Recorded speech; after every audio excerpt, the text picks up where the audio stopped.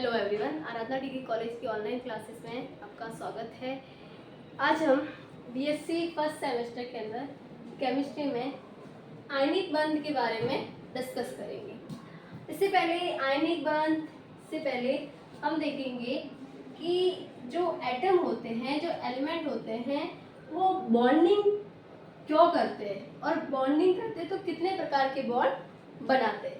First तो ये bonding क्यों करते हैं, इनके अंदर बॉन्ड फॉर्मेशन क्यों होता है, क्यों एलिमेंट जो है वो क्या करता है, बंध बनाता है, बॉन्ड बनाता है। बॉन्ड बनाने का रीजन क्या है, इसलिए हमने ना कुछ एलिमेंट्स देखे हैं आवर्त सारणी के अंदर। आवर्त सारणी में टेबल में हम कुछ एलिमेंट देखते हैं, जैसे helium, neon, argon, krypton, xenon और रेयॉन।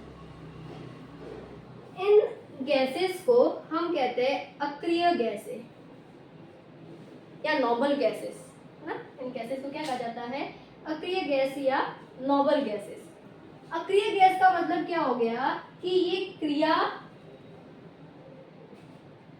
नहीं करते। इसका मीनिंग क्या हो गया कि ये क्रिया नहीं करते हैं। हीलियम, नियॉन, आर्गन, क्रिप्टॉन, ये जितने भी तत्व हैं ये क्रिया नहीं करते। अक्रिय गैस कहने का मतलब यही होगा, क्यों क्रिया नहीं करते हैं। तो इसमें हम देखते हैं कि इनका इलेक्ट्रॉनिक कॉन्फ़िगरेशन क्या होता है। अगर इसका इलेक्ट्रॉनिक कॉन्फ़िगरेशन देखा जाए हीलियम का, तो कौन सा होता है, 1s2। इसका होता है 1s2, 2s2, 2p6। इसका होता है नियॉन 3s2, 3p6 होता है। इसका होता है आर्गन 4s2, 4p6। इसका होता है क्रिप्टॉन 5s2, 5p6।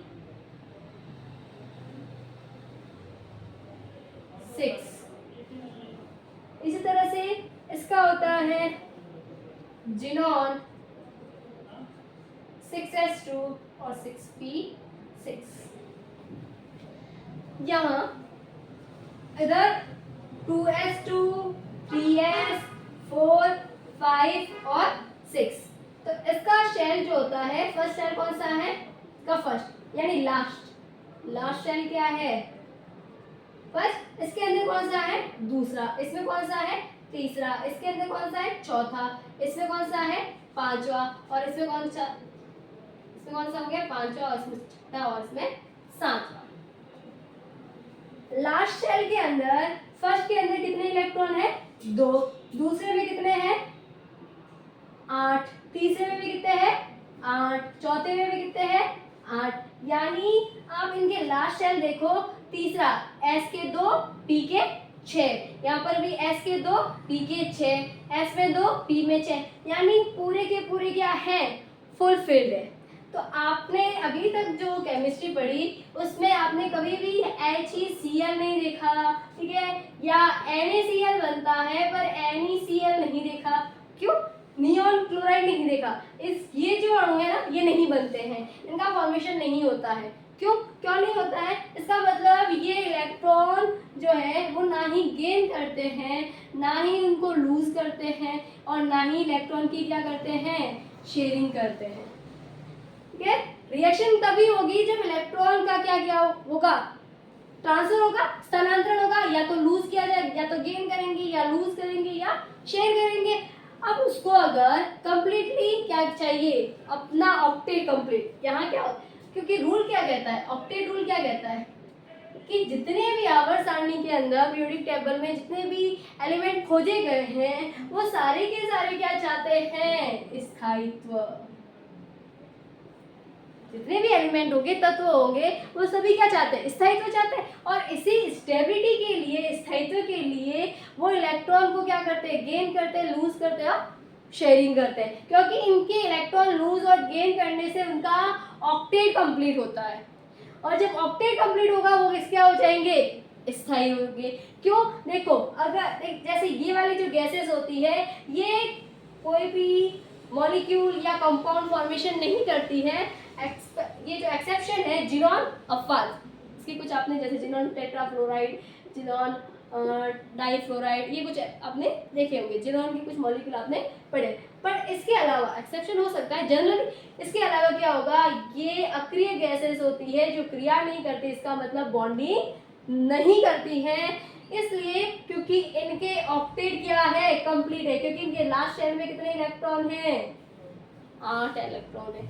हर परमाणु, हर एलिमेंट क्या चाहता है, अपने लास्ट शेल में कितने इलेक्ट्रॉन चाहता है, 8 इलेक्ट्रॉन चाहता है। और 8 इलेक्ट्रॉन करने के लिए, ऑक्टेट कंप्लीट करने के लिए, और ये जब ये 8 इलेक्ट्रॉन हो जाएंगे तब इसका क्या हो जाएगा, स्थायित्व हो जाएगा। अब इन 8 इलेक्ट्रॉन बनाने के लिए इलेक्ट्रॉन क्या गेन किया जाता है, लूज किया जाता है और शेयरिंग की जाती है। इनके गेन, लूजिंग और शेयरिंग से ही क्या बनते हैं, बॉन्ड बनते हैं। यानी इलेक्ट्रॉन के ट्रांसफर होने से ही क्या होती है, बॉन्डिंग होती है।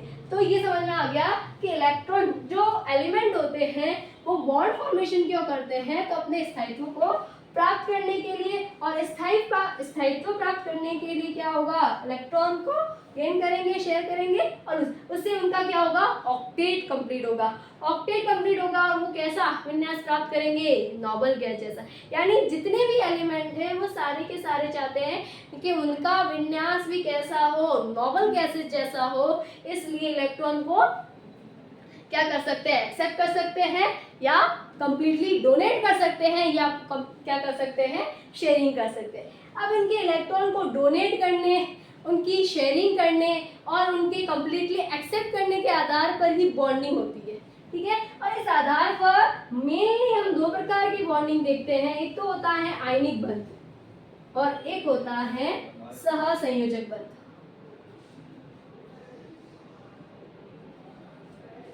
आयनिक बंध जो होता है, आयनिक यानी आयन, आयनिक बंध का मतलब क्या हो गया, आयन, जिसमें एक तो होगा धनायन और एक क्या होगा, ऋणायन। आयनिक बंध यानी आयनों के बीच में बनने वाला बंध, नाम से ही पता चलता है, ठीक है। सहसंयोजक बंध होता है वो किनके बीच में बनता है, इलेक्ट्रॉन की शेयरिंग से बनता है।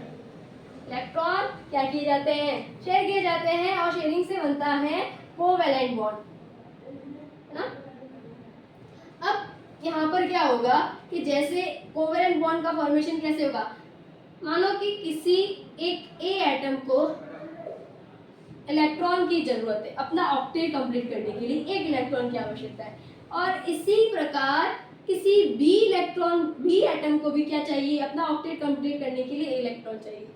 अब यहाँ पर इलेक्ट्रॉन की क्या होगी, इसने भी एक इलेक्ट्रॉन दिया, इसने भी एक इलेक्ट्रॉन दिया, इससे क्या हो जाएगा, इन्होंने इक्वली क्या किया, शेयरिंग की। अब यहाँ पर इस इलेक्ट्रॉन पर इसका भी उतना ही हक होगा जितना इसका, इक्वली शेयरिंग हो गई, इसका भी ऑक्टेट कंप्लीट और इसका भी ऑक्टेट कंप्लीट। इसको, इस बॉन्ड को कहा जाता है कोवैलेंट बॉन्ड। अब आयनिक बंध यानी धनायन और ऋणायन। अब धनायन कैसे बनते हैं और ऋणायन का बनना, ये दोनों कैसे होता है, कैसे फॉर्मेशन होता है ऋणायन और धनायन।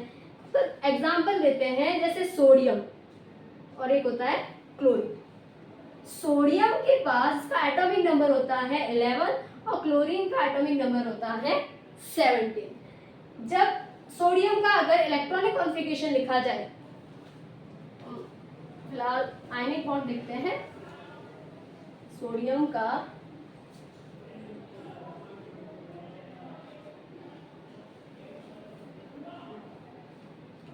यदि क्या लिया जाए, इसका इलेक्ट्रॉनिक कॉन्फ़िगरेशन लिखा जाए तो क्या होगा, 1s2 2s2 2p6 और 3s1। इसका लिखा जाए तो क्या होगा, 1s2 2s2 2p6 3s2 और 3p5, यही होगा। अब यहाँ पर ये हो गया फर्स्ट शेल, ये हो गया सेकेंड शेल और ये हो गया थर्ड शेल। अब इसके अंदर 3d भी होगा, 3p भी होगा, वो खाली है ना। तो अब यहाँ पर सेकेंड लास्ट शेल के अंदर कितने इलेक्ट्रॉन है, एक इलेक्ट्रॉन। इसको अपना ऑक्टेट कंप्लीट करने के लिए कितने इलेक्ट्रॉन चाहिए, 7।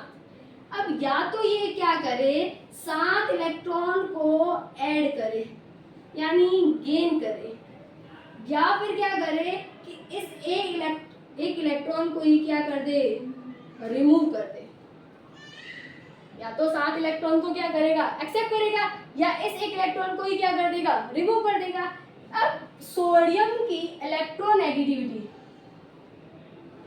इलेक्ट्रॉन 7 इलेक्ट्रॉन है, पूरे के पूरे 7 इलेक्ट्रॉन को खींचने के लिए पावर भी तो होनी चाहिए, है ना। किसी 7 इलेक्ट्रॉन को खींचना है तो उसके लिए पावर भी तो होनी चाहिए, और वो इलेक्ट्रोनेगेटिविटी से आती है। एटम के अंदर पावर कहाँ से आएगी, इलेक्ट्रॉन को खींचने के लिए उसकी इलेक्ट्रोनेगेटिविटी क्या होनी चाहिए, अपर होनी चाहिए, हायर होनी चाहिए, बहुत ज़्यादा होनी चाहिए, उच्च होनी चाहिए। सोडियम की इलेक्ट्रोनेगेटिविटी इतनी नहीं होती है कि वो 7 इलेक्ट्रॉन को खींच पाए, जबकि फ्लोरीन की इलेक्ट्रोनेगेटिविटी सबसे ज़्यादा होती है, वो भी 7 इलेक्ट्रॉन को नहीं खींच सकता है, क्योंकि डिस्टेंस भी तो होती है ना। और ऊपर से यहाँ पर 3s1 छोटा सा ही है, थर्ड शेल ही तो है, आकार में छोटा होगा, और थर्ड शेल है, आकार में भी छोटा होगा, तो यहाँ पर क्या हो जाएगा, 7 के साथ आएंगे तो रिपल्शन भी बढ़ेगा छोटे से शेल के अंदर, तो ऊर्जा बहुत ज़्यादा लेनी पड़ेगी। एक इलेक्ट्रॉन ऐड करोगे तो ठीक है, हो जाएगा, ऊर्जा निकलेगी। फिर 7 के साथ इलेक्ट्रॉन ऐड करोगे तो आपको बहुत ज़्यादा ऊर्जा की आवश्यकता होगी। इसलिए ये 7 इलेक्ट्रॉन को एक्सेप्ट ना करके एक इलेक्ट्रॉन को बाहर निकालने की टेंडेंसी रखता है, प्रवृत्ति रखता है, मेटल है इसलिए, और एक इलेक्ट्रॉन बाहर निकाल के क्या बना लेता है, ये इलेक्ट्रॉन रिमूव करता है, और रिमूव करके ये क्या बना लेता है, Na+। इलेक्ट्रॉन रिमूव करने पर इसका Na, और ये एक इलेक्ट्रॉन रिमूव करके बना लेता है Na+। अब यहाँ पर एक इलेक्ट्रॉन रिमूव करने पर क्या आ जाता है, पॉजिटिव चार्ज। ये पॉजिटिव चार्ज क्या डिनोट करता है कि सोडियम का एटॉमिक नंबर क्या होता है, 11। इसका मीनिंग निकलता है, क्योंकि एटॉमिक नंबर किसको डिनोट करता है, नंबर ऑफ प्रोटॉन को। तो यहाँ पर क्या निकलता है मीनिंग कि इसके अंदर नंबर ऑफ प्रोटॉन कितने होंगे, 11, और नंबर ऑफ प्रोटॉन 11 है। न्यूट्रल है, उदासीन है, जब भी कोई परमाणु उदासीन होता है इसका मीनिंग है कि इस पर ना ही पॉजिटिव चार्ज है और ना ही नेगेटिव चार्ज है, तो इसका मतलब है इस पर जितना धनावेश होगा उतना ही उसमें क्या होगा, ऋणावेश, यानी इलेक्ट्रॉन की संख्या भी कितनी होगी, 11 होगी। यहाँ पर न्यूट्रल तो हो गया तो 11 हो गई। अब यहाँ से आपने एक इलेक्ट्रॉन बाहर निकाल दिया, तो इसके अंदर नंबर ऑफ प्रोटॉन तो 11 ही है, पर नंबर ऑफ इलेक्ट्रॉन कितने हो गए, 10। प्रोटॉन कितने हैं, 11, इलेक्ट्रॉन कितने हो गए, 10। अब प्रोटॉन कितना ज्यादा है, पॉजिटिव चार्ज कितना ज्यादा है, 1 ज्यादा है, इसलिए पॉजिटिव चार्ज कितना लगाया, 1। अगर मैं कैल्शियम की बात करूं तो आप लिखते हो +2।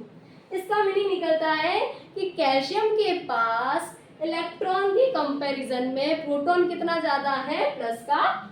तो इस तरह से सोडियम को अपना ऑक्टेट कंप्लीट करना था, इसलिए उसने एक इलेक्ट्रॉन को क्या कर दिया, रिमूव कर दिया।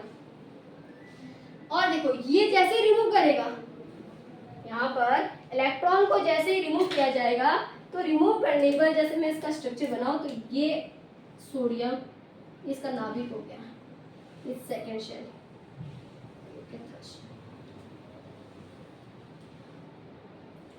ये इसके अंदर 2 इलेक्ट्रॉन इधर आएंगे, 1 2 3 4 5 6 7 और 8, और एक इलेक्ट्रॉन इसमें। इस इलेक्ट्रॉन को हमने, इस इलेक्ट्रॉन को इसने बाहर निकाल दिया।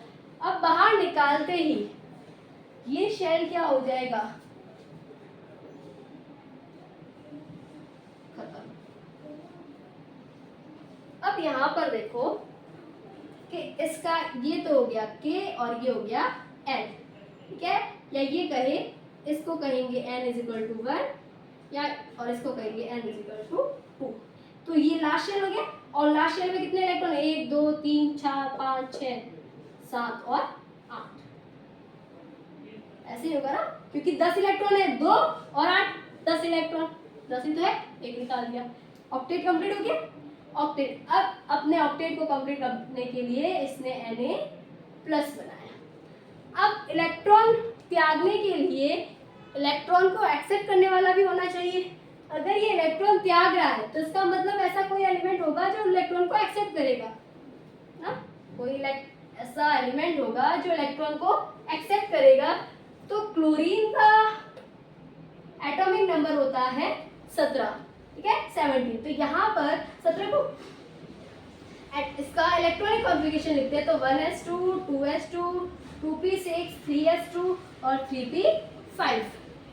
यहाँ से ये हो गया इसका फर्स्ट शेल, ये इसका सेकंड शेल और ये इसका थर्ड शेल। थर्ड शेल के अंदर इलेक्ट्रॉन कितने हैं 7। एक ऑक्टेट कंप्लीट करने के लिए इसको क्या चाहिए, इसका ऑक्टेट कंप्लीट हो इसके लिए क्या चाहिए, एक इलेक्ट्रॉन। या तो एक इलेक्ट्रॉन एक्सेप्ट करे या 7 के 7 को बाहर निकाल दे। 7 को बाहर निकालना, और बाहर निकालेगा तो एक्सेप्ट कौन करेगा, सोडियम। एक्सेप्ट करने वाला कौन है, सोडियम। पर क्लोरीन हम आवर्त सारणी के अंदर पढ़ते हैं कि जब हम लेफ्ट टू राइट जाते हैं तब उसके साइज में क्या होता है, डिक्रीमेंट आता है। साइज के अंदर क्या होगा, डिक्रीमेंट आएगा। और ये साइज में डिक्रीमेंट क्यों आता है, क्योंकि इलेक्ट्रॉन जो भरे जाते हैं वो एक ही शेल में भरे जाते हैं, उसी शेल के अंदर तीसरे में, तो तीसरे में ही भरे जाएंगे। और उसी शेल के अंदर भरे जाने के कारण एटॉमिक नंबर बढ़ रहा है तो नंबर ऑफ प्रोटॉन बढ़ता है, और नंबर ऑफ प्रोटॉन बढ़ने के कारण और नंबर ऑफ इलेक्ट्रॉन भी बढ़ते हैं। नंबर ऑफ प्रोटॉन बढ़ने से इफेक्टिव न्यूक्लियर चार्ज बढ़ता है, जिससे ये डिस्टेंस क्या हो जाती है, कम, खींचने की क्षमता क्या हो जाती है, ज़्यादा। इफेक्टिव न्यूक्लियर चार्ज ज़्यादा तो इसका मतलब इलेक्ट्रोनेगेटिविटी ज़्यादा। तो क्लोरीन की इलेक्ट्रोनेगेटिविटी क्या होती है, ज़्यादा होती है। इसलिए ये 7 इलेक्ट्रॉन जो है प्रोटॉन से पॉजिटिव चार्ज है उसे मजबूती से बांध के रखेगा, और मजबूती से बांध के रखने के कारण ये 7 इलेक्ट्रॉन को बाहर नहीं निकाल सकता है। इसलिए अब इलेक्ट्रोनेगेटिविटी ज़्यादा है, इसका मतलब एक इलेक्ट्रॉन को क्या कर सकता है, इजीली एक्सेप्ट कर सकता है। तो ये क्या करता है, जो इलेक्ट्रॉन सोडियम ने डोनेट किया है उस इलेक्ट्रॉन को, जैसे यहाँ पर हमने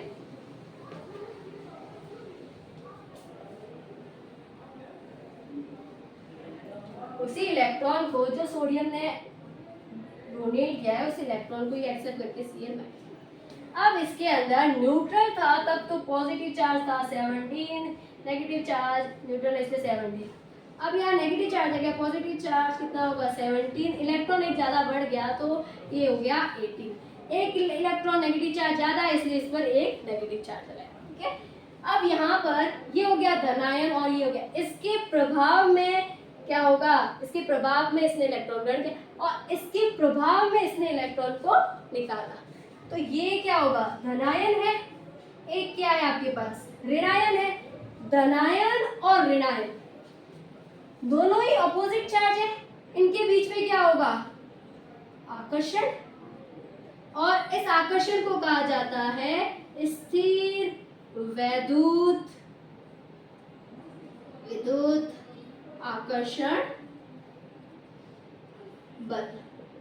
आप लोगों ने फिजिक्स में पढ़ा होगा इलेक्ट्रोस्टैटिक अट्रैक्शन फोर्स, जो दो ऑपोजिट चार्ज के बीच में लगता है। जब दो ऑपोजिट चार्ज नजदीक आते हैं तो उनके बीच में आकर्षण बल लगता है, और इस आकर्षण को बल को कहते हैं स्थिर वैद्युत आकर्षण बल। और इसी स्थिर वैद्युत आकर्षण बल के कारण दो धनायन जो है आपस में जुड़े रहेंगे, और इस स्थिर वैद्युत आकर्षण बल को ही कहा जाता है आयनिक बल, जो दो आयनों के बीच में उपस्थित होता है। F is equal to k q plus q upon r square, ये होता है फोर्स ऑफ अट्रैक्शन। इससे क्या मीनिंग निकलता है कि force of attraction directly proportional है उसके साइन चार्ज के, और इनवर्सली प्रोपोर्शनल है उसके साइज के, यानी रेडियस। अब अगर सोडियम कोई भी मेटल है, उस मेटल पर अगर चार्ज क्या हो रहा है, बढ़ रहा है, तो फोर्स ऑफ अट्रैक्शन भी क्या होगा, बढ़ेगा, ठीक है। अगर कोई नॉन मेटल है या फिर कहे ऋणायन है, उस पर भी अगर चार्ज क्या है, बढ़ रहा है, तो वहां पर फोर्स ऑफ अट्रैक्शन भी क्या होगा, ज्यादा होगा। अगर मेटल का साइज क्या है, कम है, मेटल साइज कम होगा तो फोर्स ऑफ अट्रैक्शन क्या होगा, ज्यादा होगा। अगर मेटल का साइज क्या है, ज्यादा है, तो फोर्स ऑफ अट्रैक्शन क्या होगा, कम होगा। इनवर्सली प्रोपोर्शनल है। इनवर्सली प्रोपोर्शनल का मीनिंग क्या निकलता है कि एक चीज अगर ज्यादा है तो दूसरी उसके ऑपोजिट क्या होगी, कम होगी, और अगर एक चीज कम है तो दूसरी क्या होगी, ज्यादा होगी, है ना। तो इस तरह से चार्ज यहाँ डायरेक्टली प्रोपोर्शनल का मतलब हो गया ये बढ़ेगा तो ये भी क्या होगा, बढ़ेगा। तो अब यहाँ धनायन पर आवेश ज्यादा हो और धनायन का आकार छोटा हो, ऋणायन पर आवेश की मात्रा ज्यादा हो, ऋणायन का आकार छोटा हो, तो यहाँ पर क्या हो जाएगा, फोर्स ऑफ अट्रैक्शन ज्यादा होगा, और जितना ज्यादा फोर्स ऑफ अट्रैक्शन होगा वो आयन जो आयनिक यौगिक है वो उतना ही मजबूती से जुड़ा रहेगा। ठीक है।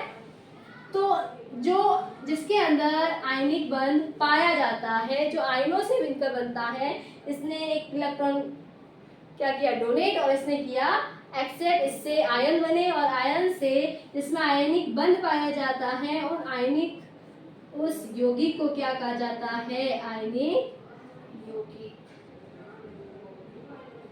आयनिक यौगिकों के अगर फीचर्स पढ़े जाए, फीचर्स देखे जाए, तो आयनिक यौगिकों के जो फीचर्स होते हैं उसमें अगर इसकी भौतिक अवस्था देखी जाए तो वो कैसे होते हैं, क्रिस्टलीय ठोस होते हैं। कैसे होंगे, क्रिस्टलीय ठोस होते हैं। क्रिस्टलीय ठोस का मतलब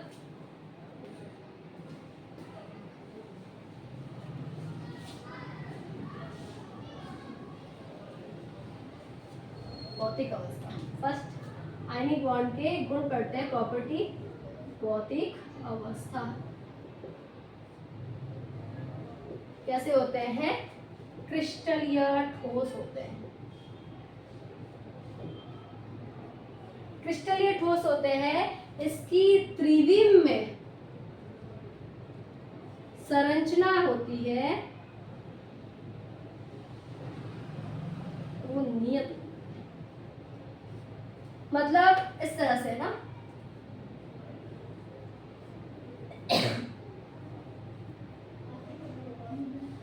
यहाँ ये कोई धनायन है, यहाँ कोई ऋणायन है, यहाँ धनायन है, यहाँ ऋणायन, यहाँ धनायन, ऋणायन, धनायन। तो इस तरह से एक धनायन, ये धनायन, ये ऋणायन, ये ऋणायन, ये ऋणायन, इस तरह से, और ऊपर नीचे इस तरह से और भी होते हैं। ठीक है। और इस तरह से क्या होगा, एक फिक्स स्ट्रक्चर हो जाता है, संरचना क्या हो जाती है, फिक्स हो जाती है कि एक धनायन बहुत सारे ऋणायन से घिरा हुआ है, एक ऋणायन बहुत सारे धनायन से घिरा हुआ होगा। उस पर आकर्षण किसका लगेगा, यहाँ आकर्षण भी लगेगा, और इसके साथ साथ इनके बीच में प्रतिकर्षण भी होता है।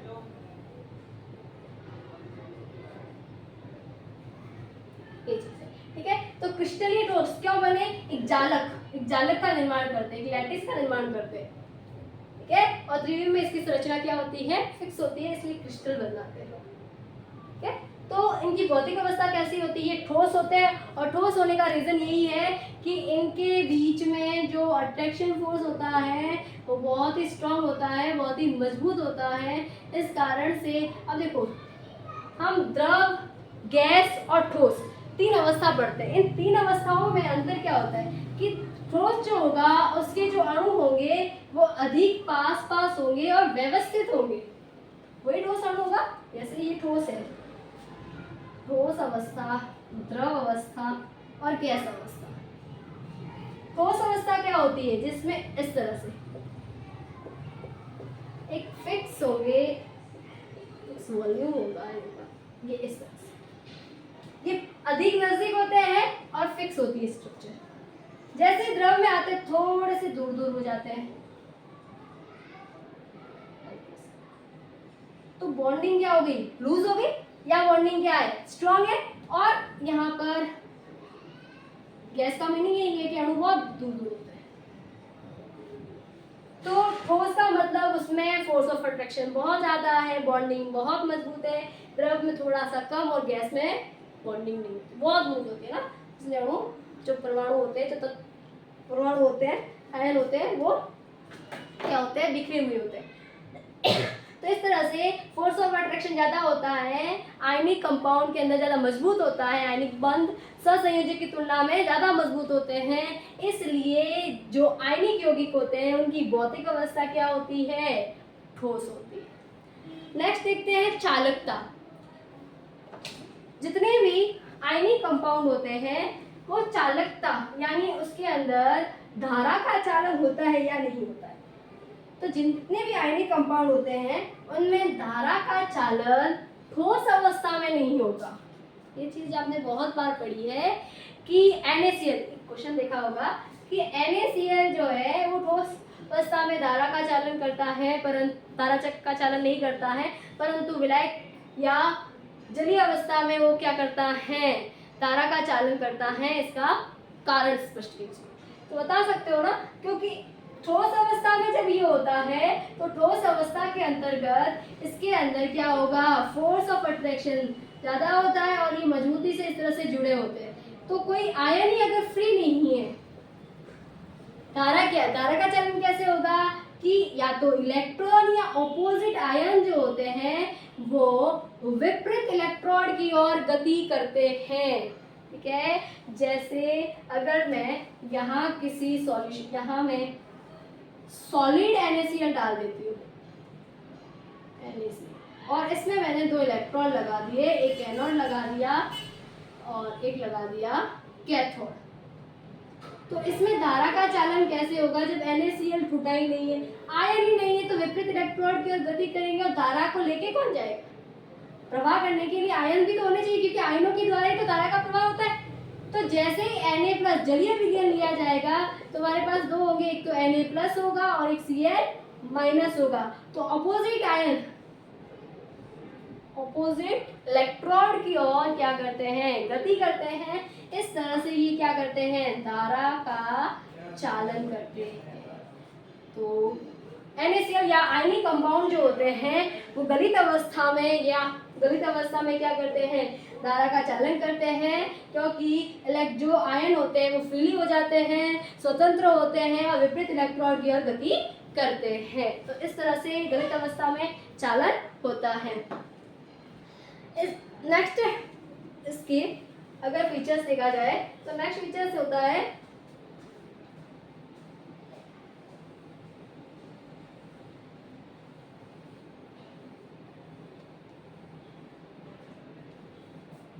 ठीक है। तो इस तरह से हमारे पास आयनिक कंपाउंड होते हैं और ये इनके फीचर्स हो गए।